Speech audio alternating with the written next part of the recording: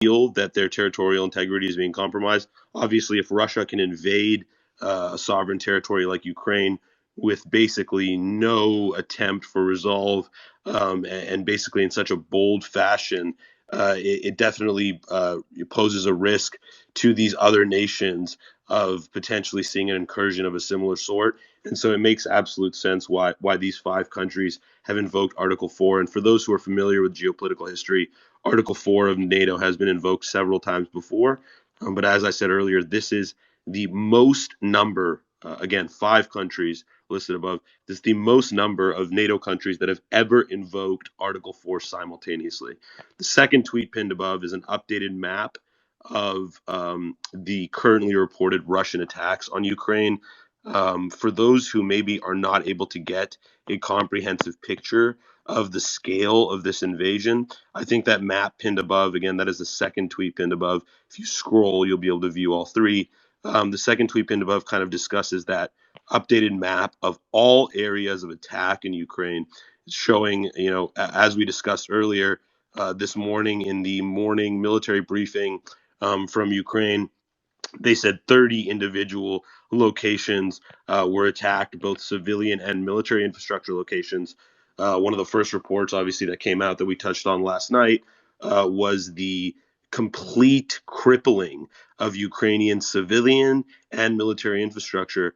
You have to understand that, a nation like Ukraine with a relatively aging military technology, it relies on these civilian airports in times of war to launch aerial defenses. As we also noted earlier, we have not seen attacks from the Ukrainian Air Force. We have not seen retaliatory attacks. We have only seen retaliatory attacks with regard to anti-air attacks on Russian planes. There was a confirmed report from the Ukrainian Defense Ministry, which you can also find on my feed. For those who want a comprehensive outlook, you can simply go to my page. The last 20 tweets or so for the last 15 hours, we've been covering the conflict. All of the major updates are on my page. For those who maybe are out of touch or not up to date with the entire conflict, you can find the entire story there on my page. But yeah, that updated map should give you guys an idea of the scale of this attack. This is not a small incursion. This is a full-scale invasion of the country with attacks at almost every corner of Ukraine, as you can see on that map. And then the third pin tweet, which if you scroll 3 tweets down, which is the NATO official statement. This is the most strongly worded statement we have seen from NATO in years, I would say, which is that this specific statement, which again is in the tweet for those who want to read it, but I'll read it out loud anyways for those who may be unable to view the nest for whatever reason. We are deploying additional defensive land and air forces to the eastern part of the alliance. With the alliance, they're referring to NATO, obviously, and there are several Eastern European countries that are members of NATO, which, for those of you interested in seeing a full list of all of the members of NATO, you can find that online freely. Just search up NATO members. But essentially, NATO has already agreed to deploy additional land and air forces to the eastern part of the alliance, and they have already held live consultations under Article 4. Again, as I said earlier, Article 4 covers the territorial integrity of members of NATO. So again, not a direct attack, right? For a direct attack or a direct compromise, should one military member or civilian member of a NATO country, which includes Poland, Slovenia, Estonia, all of these countries that have declared Article 4, Latvia, Lithuania, Estonia, Slovakia, if any of these countries lose a civilian or a member of the military to Russian forces, that constitutes an invoking of Article 5. So again, Article 4 has been used several times through history. It can be invoked for any number of reasons. Article 5 is invoked as a military retaliatory defense. It is essentially the premise of Article 5, which is in the premise of a number of international treaties, is that an attack on one constitutes an attack on all. That is the way NATO is structured. NATO is primarily a defense treaty, and was founded as such. And so, knowing that we have a destabilization of the events in Ukraine, keeping an eye on how those articles progress is really what is going to speak to the global implications of this conflict. And if you are somebody that is, over the course of the last several weeks, we discussed this earlier when we had a larger panel earlier in the conversation. I know we've been covering this conflict for about 15 hours, and a lot of our speakers have come and gone, obviously, no fault of their own. We've been covering this, in detail for like I said, about 15 hours. But for those who have come and gone, we discussed this earlier that, we've been discussing this conflict, and, anybody interested in the global markets or geopolitical tensions has been discussing this conflict now practically since January 6th. If you remember back in January 6th, and I'll pin this tweet above also for people who may not remember, but this kind of really tells a scary story about the way this situation has developed, because U.S. intelligence sources, regardless of your political opinion or your opinion on the president, U.S. intelligence sources have been actively,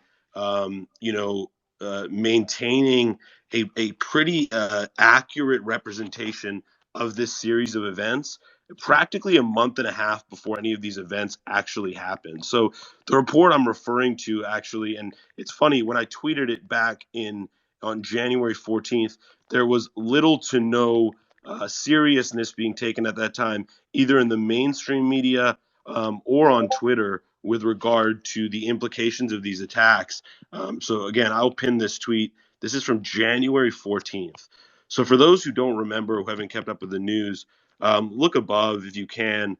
This is news from that I tweeted out on January 14th. This was verified by CBS, by the Wall Street Journal, and by ABC as well. Again, from over a month ago, that said that U.S. intelligence officials, again, for those who are having trouble keeping track, I know I'm speaking kind of fast.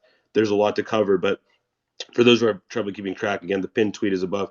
It said that U.S. intelligence officials have information that indicates that Russia has pre-positioned a group of operatives to conduct a false flag operation in eastern Ukraine.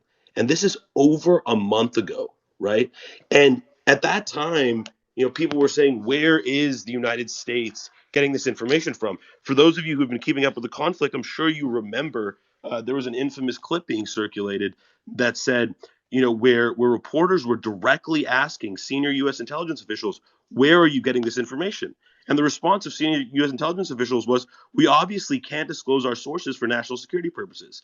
That was viewed as a huge bullshit call by the public community, which I laughed at then, and I laugh at even more now looking in hindsight, because it's striking to me how many Americans, Canadians, members of Western nations have doubted U.S. intelligence and have instead sided with the information we have been receiving from Russian state media sources. It's baffling to me that there is a higher regard of truth for the information coming out of Russia than the information coming out of U.S. intelligence. If you read this report on January 14th, it literally says that Russia is planning to use this as a pretext for invasion. Let's go back a few weeks. How did this conflict start? This conflict started when a region of Ukraine, the Donbass region, the DPR and the LPR regions of Ukraine, which have been in conflict with Ukraine for nearly a decade. And these internal conflicts have never been reported on by Russian state media. And keep in mind, not a lot of countries have state medias. China does and Russia does.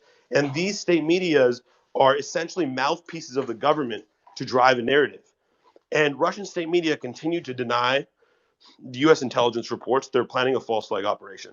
But what happened over the course of the last several weeks was Russian forces essentially waged a proxy war on Ukraine through the Donbass region by supporting Ukrainian separatists with not only military arms, but physical support of troops and missile systems. And, at that time, the attack, at that stage of intelligence was indistinguishable from a Russian attack. And so what ended up happening was the narrative, was in the Russians' favor for several weeks, where the Russians could raise their hands and say, look, this is just a continued outbreak of the conflict in Donbass. But now what we've seen is that, the satellite images has confirmed this for weeks. Russians were building field hospitals, deploying troops. Now we've seen a complete mobilization of the Russian army Again, over 150,000 Russian and Belarusian troops are now in active mobilization across Ukraine, along with hundreds of bomber aircraft, missile strike systems, artillery systems across the country. So this is a full-scale war. No, never since World War II have we seen a mobilization of a force of this size. So we went from a separatist conflict that was being essentially proxy warred by Russia to using that as an excuse to then institute what Putin has called, which was effectively a declaration of war last night, but he referred to it as a special military operation. We've seen that it's far more than a special military operation. You know, the map that I pinned above earlier as well speaks to this issue that this is a full scale invasion of a sovereign country. It is a violation of not only the UN charters, but a violation of international law. From my eyes, and again, this is based on my opinion, Russia should be immediately removed from the UN Security Council. For those of you who missed our reporting last night, this was proposed by the Ukrainian envoy. For those who have not seen the footage, I didn't post it directly on my feed, but I posted the quote from the Ukrainian convoy on my feed. I have never seen a member of the United Nations more rattled in the presence of the Security Council. This man was absolutely in shambles, was directly questioning the Russian representative on the Security Council about how he views this declaration of war. Naturally, the Russian representative to the UN Security Council deferred from the questions. He actually responded very defensively. But essentially, the Ukrainian envoy to the UN has been asking for the UN to effectively remove Russia from the Security Council as a step one, and potentially remove Russia's participation in the United Nations altogether as a result of the most blatant violation of the UN Charter and of international law that we have seen since World War II. And so, whatever your opinion on the Iraq and Afghanistan wars may be, and I understand many of you may have different political opinions on that. I will not comment on, the political opinions of those wars in the past, but whatever your opinion of those conflicts may be, enough of the international community supported those wars. Whether you believe they're right or not, there was a significant amount of the UN and the international community that was in favor of those wars. This is absolutely not the case in this conflict. The only three countries that have showed any semblance of rejecting the premise of this invasion are threefold: China, Turkey, and Pakistan. So we can address those one by one. China has condemned